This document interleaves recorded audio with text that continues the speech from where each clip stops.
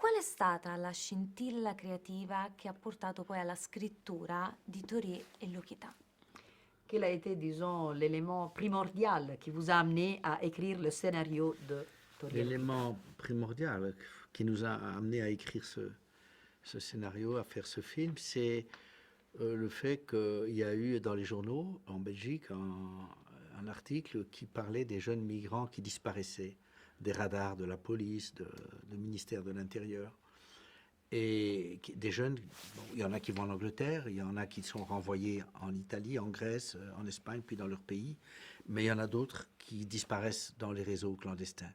Parce que quand ils vont avoir 18 ans, ils n'ont pas de papier, et la seule manière de rester sur le territoire, c'est d'aller comme Lokita fait dans le film.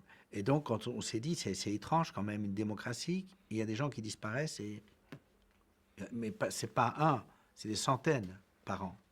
Dans notre pays, des milliers par an en Europe qui disparaissent et qui vont connaître des situations qu'on imagine terribles. Voilà. Et c'est ça qui a fait qu'on s'est mis à travailler.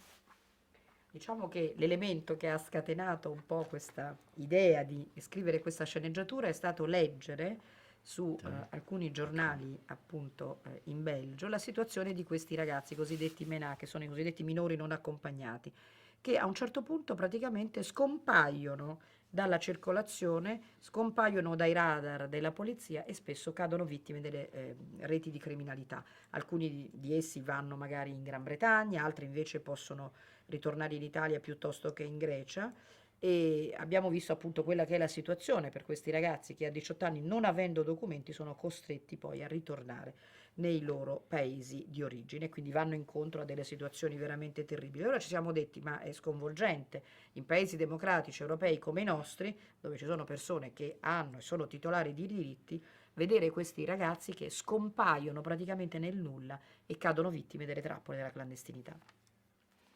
Attraverso i vostri film avete sempre cercato di raccontare la realtà.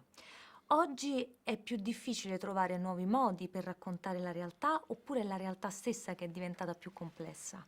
Alors, vous avez toujours raconté la réalité. Alors, je me demande si aujourd'hui, c'est toujours peut-être plus difficile de raconter la réalité parce que la réalité est devenue trop complexe, ou pourquoi? La réalité a toujours été complexe. Et nous, si vous voulez, notre regard sur la réalité, ça a toujours été de choisir, enfin souvent, entre autres ici, c'est de choisir des personnes qui sont invisibles dans nos sociétés et de les mettre au centre de nos images et d'en faire des individus. Et de leur donner une existence d'individus pour qu'il puisse y avoir une rencontre avec les spectateurs et les spectatrices et qu'on ne puisse pas les enfermer dans des cas, dans des statistiques, dans des formules, mais en faire le plus possible des êtres humains, quasiment des personnes, plus que des personnages. Et c'est pour ça qu'on essaie d'être le plus simple possible, parce qu'effectivement, ce n'est pas simple de pouvoir faire exister Tori Lokita. Et nous, il nous a semblé que plus notre film était simple, mieux c'était. Et c'est en même temps un regard sur une réalité qui est toujours aussi complexe qu'elle l'était quand nous avons commencé à faire du cinéma, mais qui peut-être aujourd'hui est plus dure, plus violente.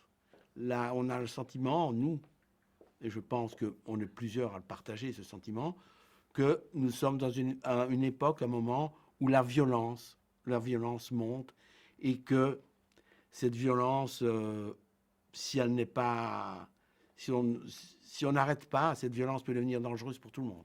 Oui. Sì, diciamo che la realtà è sempre stata complessa. In qualche modo noi abbiamo sempre voluto porre lo sguardo sulla realtà, in questo caso persone che sono praticamente delle persone invisibili per la società. E abbiamo cercato in qualche modo di farle vivere sullo schermo non come dei semplici casi che vanno categorizzati nelle statistiche, diciamo, dei migranti, ma piuttosto che possano creare una sorta di rapporto, di incontro con il pubblico che li vede al cinema. Quindi abbiamo cercato di creare non più dei personaggi, non soltanto dei personaggi, ma delle vere e proprie persone. e abbiamo pensato che per fare tutto questo la semplicità fosse il metodo migliore. Diciamo che la realtà, lei dice oggi forse è diventata più complessa, sicuramente la realtà è diventata molto più dura, molto più violenta, perché la violenza aumenta in maniera esponenziale.